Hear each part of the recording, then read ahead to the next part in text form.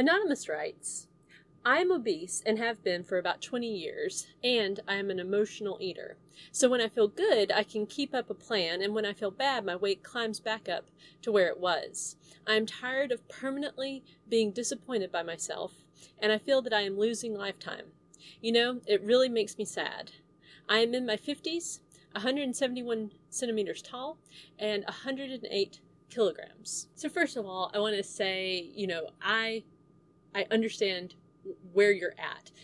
That pretty much reflects what I felt like. I felt like, I've struggled with weight my entire life. And at that point, when I was at my heaviest, I was just kind of disheartened. I kind of felt like I get it off and then I put it back on. And it started to feel like, is it even worth it? And, at 171 centimeters and 108 kilograms, you're 5'7" inches tall and 238 pounds. And that's actually really close to where I started out.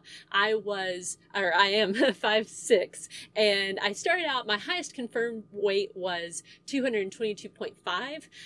Although I didn't weigh for the first year where, after I got really serious, I said, okay, I've got to do something about this. I was doing stuff, but I was so scared to weigh that I didn't. And so I really don't know that first year where I was, but we did start out in kind of the same place. And I'll share with you my experiences. Again, I'm not a therapist, and I would say that's the first thing.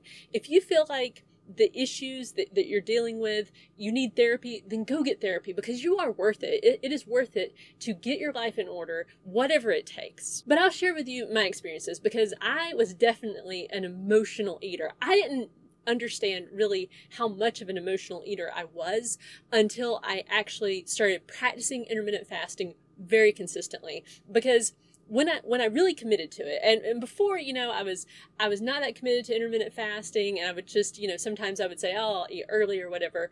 But when I got really serious and really committed, that was in 2016. That's when I really got clear with my plan and set up rules for myself that I was committed to obeying. At that point, the intermittent fasting set up this time boundary around food that I wouldn't violate. And what I started to see was how often I was emotionally eating, because before, I would just say, oh, well, I really am hungry, so now I need to go ahead and eat something. But when I had that clear line that said, no, I am not going to eat until, say 2 p.m. or whatever, then I started to see like, oh, there are things that are really bothering me. And the thing that I used to do was to go eat. But since I couldn't eat, I kind of had to start dealing with that stuff. And that's why I love intermittent fasting so much, is because it made me deal with that other stuff. And that the thing is that other stuff is really uncomfortable. It is not fun.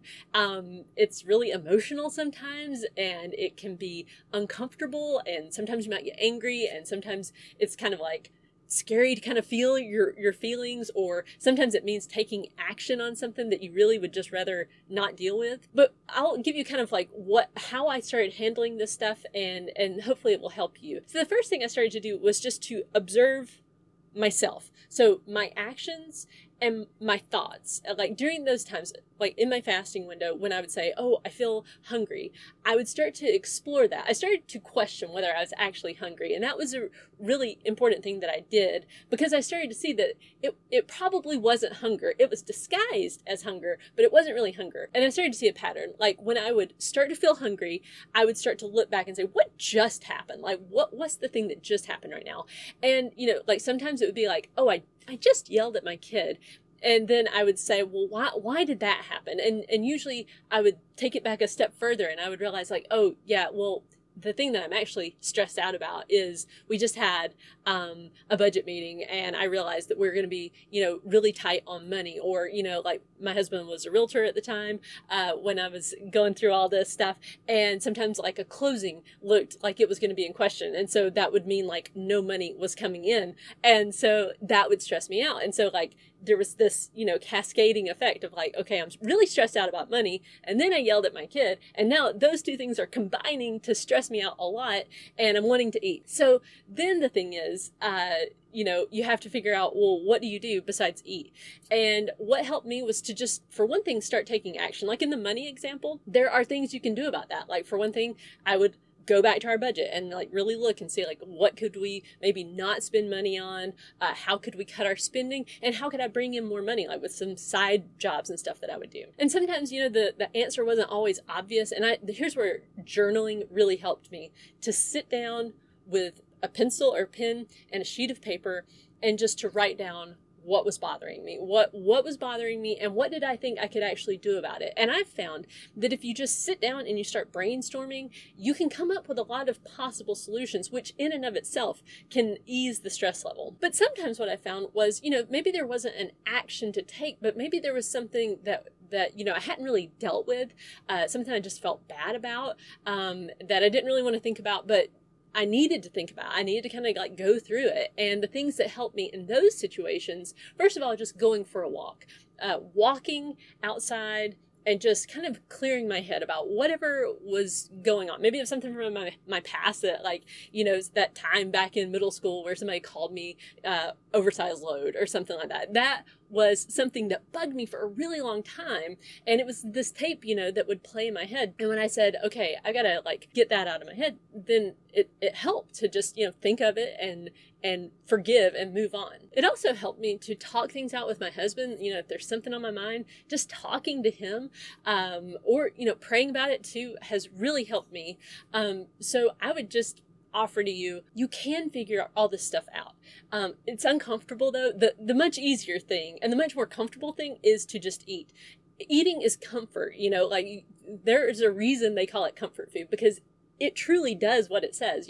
Eating a warm chocolate chip cookie after your puppy dies helps you to feel better, right? So I would just offer to you, there are alternative ways to deal with all this stuff. And I want to encourage you, you said you feel like you're losing lifetime. And that's exactly how I felt. I felt like I am not living the life that I know that I could live.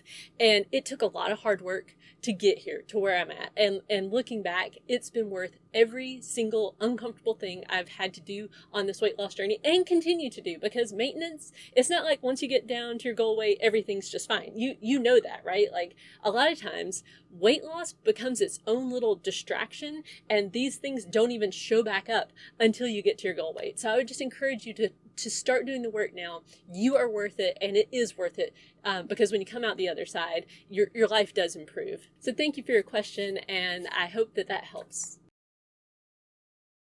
If you're having trouble getting started on your weight loss journey, check out my Slow and Steady Success Academy. You can subscribe to the entire course collection, which includes monthly access to my flagship course, Intermittent Fasting for Weight Loss 101, which is the course on intermittent fasting that I wish I would have had when I first heard about it. You'll also get access to courses about mindset and maintenance and weight tracking. My goal with each course is to teach you how to lose weight sustainably and keep it off for the rest of your life. Come join the Academy today.